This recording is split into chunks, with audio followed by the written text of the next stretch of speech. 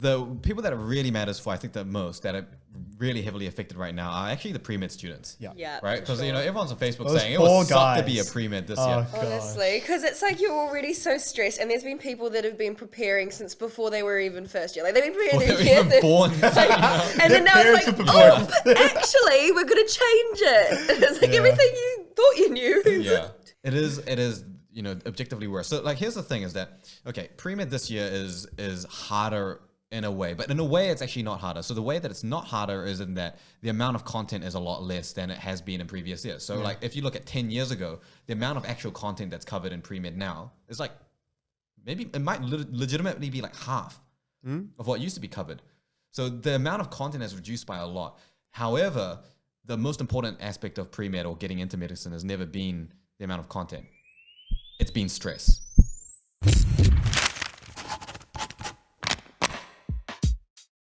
Welcome back to Subcut, the medical-ish podcast where we talk about things that we think will be relevant for high school students, medical students, doctors, and anyone else that's interested in medicine.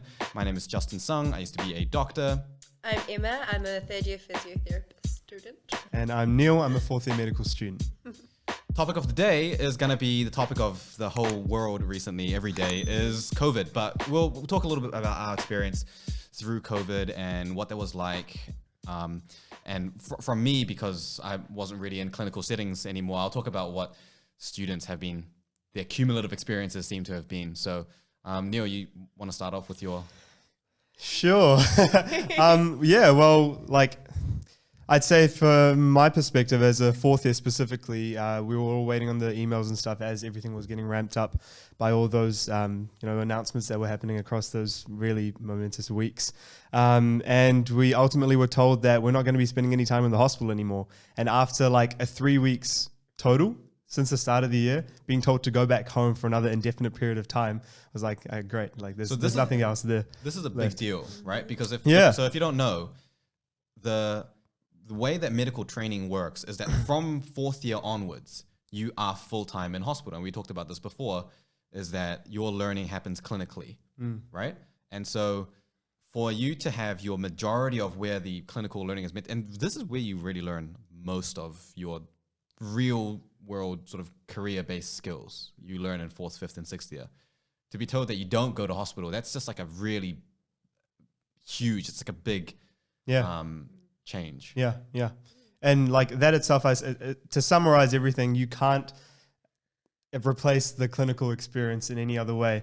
We had our regular sort of daily or every 2 days tutorials that we attended, and that would just be for a few hours in the day itself. But otherwise, like it sort of just went back into this lecture recording sort of style format where people were going back to being disengaged, just being there to show not even their faces, because you can, using Zoom, you can mute your microphone, block your face recording as well. And so you're just a name that's on the screen and the lecturer will come in like, hey, how are you guys today? So I'm going to be talking to the wall because no one can see anything right now. What placement were you on, sorry? So at the time I was doing geriatrics, so older people's health. And then I moved into general medicine. Yeah. So Jerry's, but like Gen Med, I really wanted to get a good clinical experience in that as well. Geriatrics is really important as a fourth year because geriatrics is one of the runs where you have patients that are long stayers and that you often have multiple conditions. So geriatrics is one of the runs where you get to practice your clinical skills the most. Yeah. I think more so than general medicine in a lot of ways. So geriatrics, by the way, is older people's health. In fact, it's not really called geriatrics anymore in a lot of places. It's called older people's health. Yeah, OPH. And so I've actually personally, I thought geriatrics was like more sort of politically correct than older people's health, but apparently not. Anyway. I think that's because like no one ever knew what geriatrics actually meant. Yeah, well, so as a student, OPH is one of those normally really high value learning runs. So you got to complete that though. Yeah. But again, just through like online tutorials or just over Zoom. Did they try to make it kind of like clinically or like what you'd see? Yeah. Interactive, or were they just teaching to you like normal? No, yeah. And we had to go and find a case from the internet ourselves and then sort of find some pathology that it was associated with and then present that as a sort of presentation to the rest of the class, like a peer-reviewed sort of thing. But again, like it's sort of just stuff that we pick up from our lectures and then put together afterwards. I feel like that would have been the most helpful and the most beneficial way to it. But just like a normal lecture, like a physical lecture setting as well, when you're in the lecture and the lecturer asks you a question and you can see that there are 40 other names in this lecture, sort of Zoom tutorial style, or maybe 150 other people in the class physically if you were there, no one's likely going to be like saying anything because everyone's too shy to speak up when there's that many people there.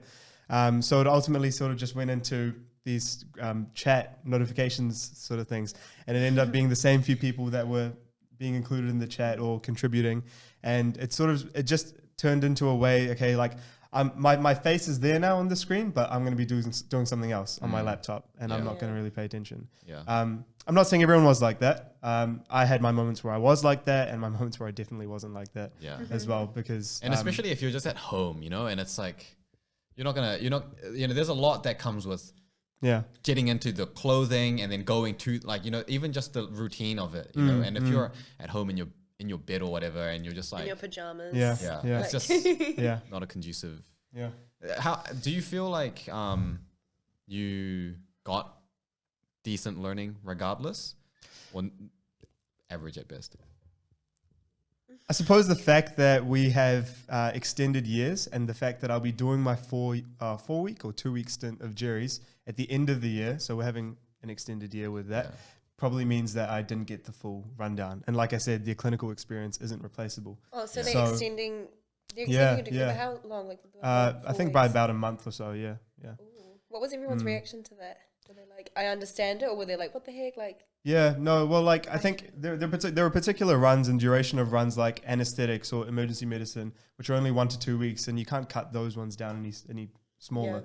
And there are longer runs like general medicine, where it takes that sort of like experience and repeated exposure to things so that you can become proficient in the field slightly, as to whatever level a fourth year medical student can become proficient. I think for the most part they were fine. We just wanted to know as soon as possible. For now, though, I just want to say kudos to all our class year reps and the staff that were liaising through all of this as well. They did get a lot of heat. And Teresa Timo, if you're watching this, I love you. You're amazing. Teresa Timo's watching this. I call that a win. That's like, we're done. We're done with this. Is it? Teresa Timo is one of the student sort of, what's her role? Like administrative of the medical program directorate. MPD. And she's just like admin queen. She's basically like medical mum. Yeah. And everyone loves her. And I think Maya actually, I still don't know to what date, the reason to this date about what actually made her take some sort of time off or something like that. But it might have just been the like excessive stress and stuff that I'm sure so many other staff members and some of my classmates that also were subject to, as was everyone really. But some like really, really helpful people through this time made the process a bit more bearable for us, and made sure that we're still learning, because those 7 weeks, was it, that we were out, it felt like I was returning back for the very first time. When I went outside, I felt like an indoor cat, like going outside for the first time ever. I don't know if anyone's seen that image of like the snow and like a single cat paw print. It's like, this is what my indoor cat thought of it. That's what I felt. I was like, whoa, like I'm outside now. And all the days just blurred into one. Like there's no sort of separating factor. It's just at home. And you do this. I'm sure a lot of people can relate. Well, I've been having a lot of messages from a lot of other healthcare degrees. But most of your learning is going to be through clinical, right? Is it? Well, our degree's basically all practical. Like, we don't go out into placement until 4th year, like when you have your whole 4th year in placement. But everything that we do and every way that we are assessed is practical. So the way our degree is structured, like most of our papers, we do 100% of the paper, and then you get assessed in 20 minutes, like with a hypothetical patient. And you literally just go, this examiner gives you a question, they like branch off of this person's symptoms, they tell you to assess them, they treat them, and then that's like the whole entire paper done. And so it's like when practical components are like the entirety of your paper and you have no idea what's going on, everything gets changed, it's sort of just like, well, what am I doing now? And so now that they've like made it more booky, I guess, and less practical, I definitely don't feel prepared to go out into placement now, because I feel like actually doing the treatments and practicing, because at the end of the semester, you have no idea what you're going to get assessed on. You just go in and you get assessed for 20 minutes. Like the amount of practice that you put into everything, you learn everything so well, and you learn it to such a like proficient extent. Like you know how to do every like manipulation, whatever you need to do. And now it's like you haven't had to do that, but we're going to be going out on placement. We're going to be seeing people with these conditions, and all I know is about your pathology, but I don't know how to treat it, like you know, physically. And so it's just been like a massive change. Yeah. And I feel like, because you guys would have so much practical component to your stuff as well. Yeah. Like you as well. You probably have even more because a lot of it is physical in that way. But do you feel less prepared? Or you still have heaps of time to go in clinical, but it's sort of like, it's a really valuable time. Like the amount that you can learn in just 4 weeks, like even just the lockdown period, the amount that you could have learned like practical skill wise that you don't have or that you feel a setback is like, for me at least, I feel anxious about it. Yeah. And that's the purpose of these clinical years, to develop that clinical experience and the clinical knowledge that's there. But I feel like there's so much as it is in the theory side of things anyway that like we could still keep occupied with that. It's just, it's just. Okay, here's the other side though, right? Which I think it kind of balances it. That to be totally honest, the amount of time that you spend in clinical is more than is necessary to gain what you would gain from that clinical experience, right? So what I mean is that you don't actually need to be spending, for example, 6 weeks in there. If you were really applying yourself during the full 6 weeks, do you know what I mean? So like, yes, we missed, you missed 4 weeks from clinical experience. However, if it's actually, make upable through just being like a good applied sort of student. It just takes more effort. And honestly, like sometimes clinical days are very long. And tiring. So it's hard to do that. But it is, in the grand scheme of things, when by the time you finish training and you've got however many weeks of clinical experience, right? Like 100 something, almost 200 weeks of clinical experience, right? Or 150, 140 weeks of clinical experience by the time you graduate. Missing 4 of those is not going to be the, be all end all by any means. And so I think at the end, like when you think about like when you graduate and you're working, like, are you going to be any less of a well-equipped or qualified like professional? I don't think so. Based on experience. And I think that's kind of the important thing. I don't feel like I'm going to be any less, but like for us, this entire semester was mainly for our practical component was about this entire like spine and treating the spine. And so it's like now when I go out into clinical, I'm just going to be like I know what's wrong, but like I don't know how to help you. Like it's like, you know what I mean? And so like we're not going to go revisit the spine ever again. So it's like it kind of makes me worried that the first time that I ever experienced properly assessing and treating a person, like physically assessing and treating a person, that it's going to be like maybe the first time. And I guess that's upon me to do that in my own time. But it's just, I don't know, like having obviously like study helps in some type of way. And it kind of just like, I less confidence. And that's the thing that I think we've already mentioned about when I said, just my take, and I think it was a month into medicine, one of the recent episodes. But it was the fact that a proactive student, whatever healthcare specialty that you're from, will have the opportunity to make up for those 4 weeks that we've missed out or whatever it was, or the fact that you've missed out your spinal, like the practical experience and stuff. Just as even if we didn't miss out any of that stuff, I'm sure we can all say, like from the students and stuff that are listening, there's a significant portion of our day that we're sort of just like mindlessly following the team around sometimes, and we're sort of just like, you call them lemmings. That's cool. You call them lemmings? Okay. You said lemons. Lemmings, but so the people that it really matters for, I think the most, that are really heavily affected right now are actually the PreMed students. Right? Because, everyone's on Facebook saying it would suck to be a PreMed this year. Honestly, because it's like you're already so stressed, and there's been people that have been preparing since before they were even first year. Like they've been preparing their year. Born. And then now it's like, but actually, we're going to change it. It's like everything you thought you knew.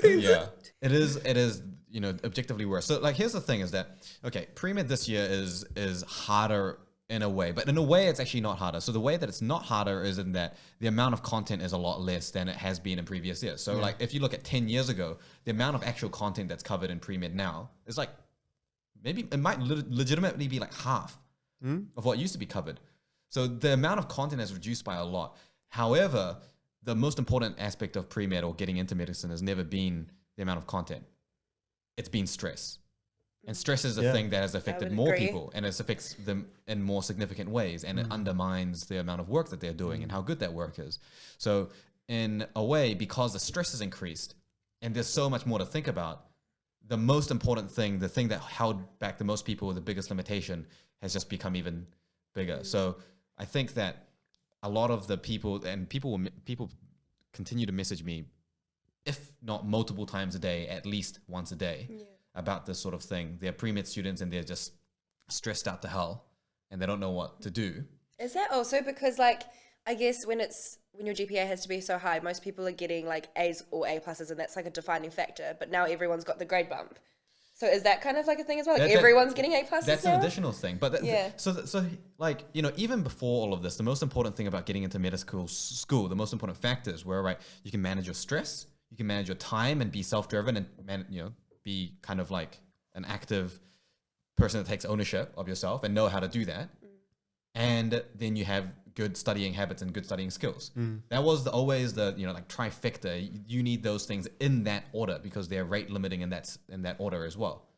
So the students right now, because of the grade bump, they're going to be even more affected by needing those same three things, right? The people that, for example, you know, there's a clinical selection test, right? So they're setting another test, which is testing them on their first semester information in the second semester, at the beginning of the second semester. So it's like an additional exam, right? So And you had Which has all three UCAT of them. before and that. you've got UCAT in the middle of the that. middle? Yeah, Okay. so you've got UCAT in July, which is, by the way, becoming increasingly really important, right? Because if everyone's got an A plus, for example, What's separating you? nothing separates you except for the UCAT and the interview. And you can always be separated on that because there's, you know, 3,000 plus possible points that you can get. And even if you do it by percentile, you can differentiate a 59th percentile from a 58th versus a 60th percentile. You can make that fine differentiate. And same with the interview, it's out of 240. So it means that the grades become the gatekeeper. Yeah. And then the deciders are the UCAT and the interview. And yet, to get a good enough grade on the gatekeeper, now you need to have an exam after the first semester, right? Were students able to sit the exam for 24 hours? Like I know some degrees did that. Yeah. So there was So they were online all tests open for book.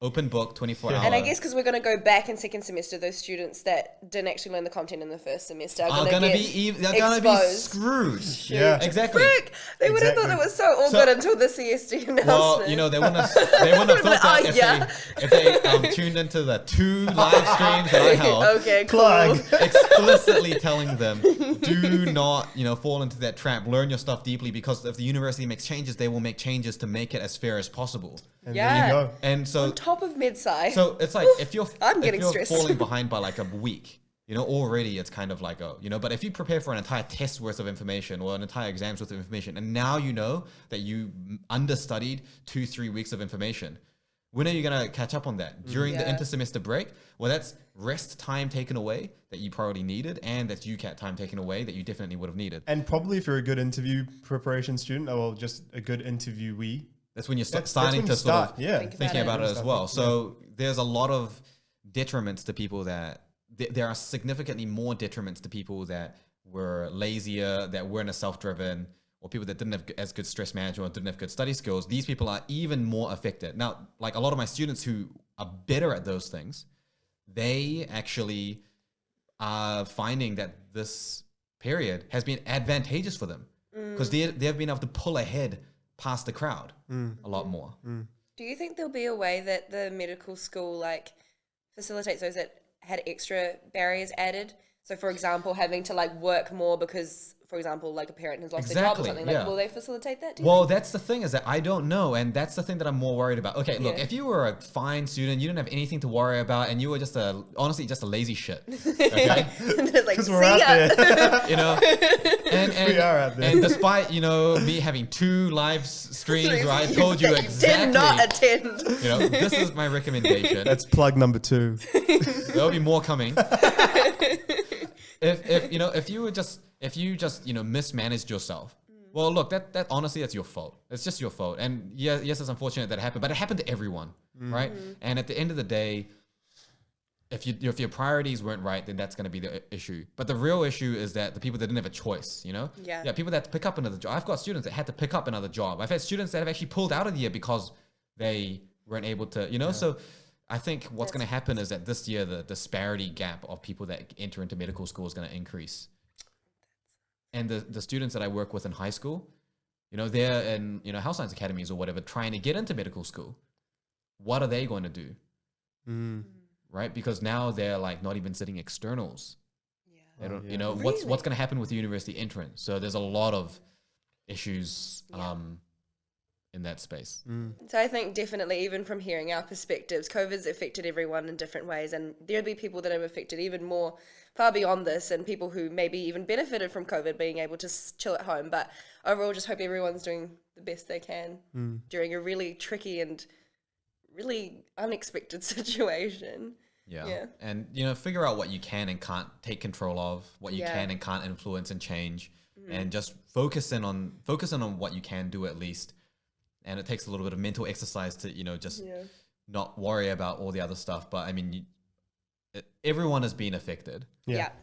But the people that are going to be the least affected, or the people that can even jump ahead from this, are the ones that can really quickly identify what is in my control right now. What can I still leverage? What have I not lost at least? And then make the most out of that. Including helping others where you can. Just basic things like looking out for each other. You know, I know that a lot of pre-med is listening to this. For you know, looking out for each other is not the top of their priority list, unfortunately. But so that's kind of all I want to say. Hopefully no one else has had too much of a detrimental experience from this, not unrecoverable. I think a lot of the stories that you hear, like, or see on social media, you know, just as much as we see all the negative stuff that's pushed out, you know, there is still a lot of the positive stuff. And if you don't kind of look for it and you're not kind of taking it in and you're not paying attention to it, then it can really suck you under and put you into like a real negative spiral, especially if you're sitting at home just social mediaing all day. And counting your blessings just goes such a long way over there. Anyway, thanks for tuning in. And if you're watching this on YouTube, make sure to just third plug. Resuscitate that like button and dissect the subscribe. And we'll see you later. We'll catch you next time. You know, I don't want to do that again. We're keeping that, Jaden. We're keeping that. Thanks for tuning in to Subcut. If you guys have any suggestions for content, please make sure you send it through.